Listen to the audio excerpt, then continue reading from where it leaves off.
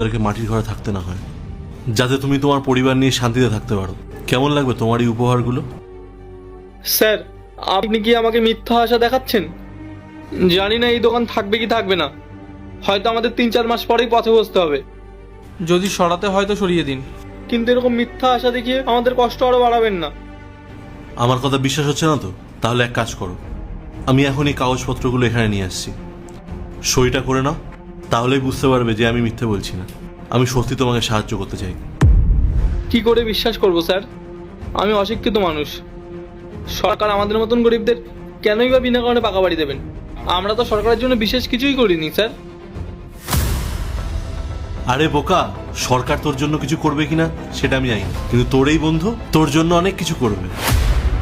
আরে ইন্দ্র, তুই? হ্যাঁ আমি এতক্ষণ ধরে তোর সাথে কথা বলছি আর তুই আমাকে চিনতেও পারলি না? কেমন বন্ধু তুই!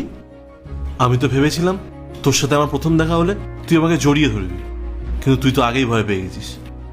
আমার গলার আওয়াজ কি এতটাই বদলে গেছে, তুই আমায় ভুলে গেলি? না রে, দোকানটা নিয়ে এতই চিন্তায় ছিলাম, মাথায় কিছু কাজ করছিল না। আর তুই যে ডিএম হয়ে গেছিস, এটা তো আমার কল্পনারও বাইরে ছিল রে। অফিসার তো পরে, আগে আমরা বন্ধু। ভাব, ছোটবেলায় আমরা কত স্বপ্ন দেখতাম, তাই না?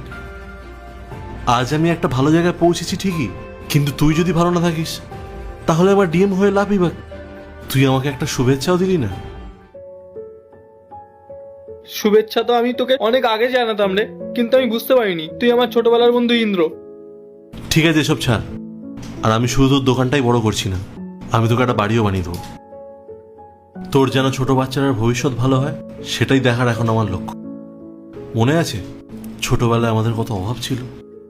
আজ আমার কোনো অভাব নেই, আর তোর অভাবের ভাগ নিতে আজ আমি এখানে এসেছি।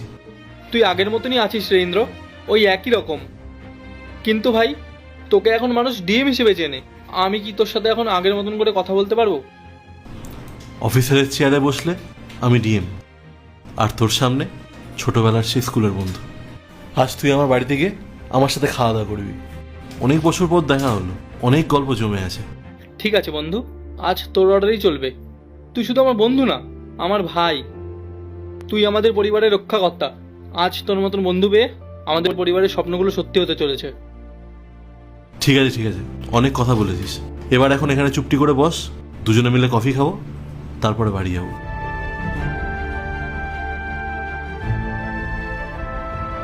হ্যাঁ, আমার কেবিনে 2টো কফি দিয়ে তো তাড়াতাড়ি। তারপরে বল, কেমন আছিস?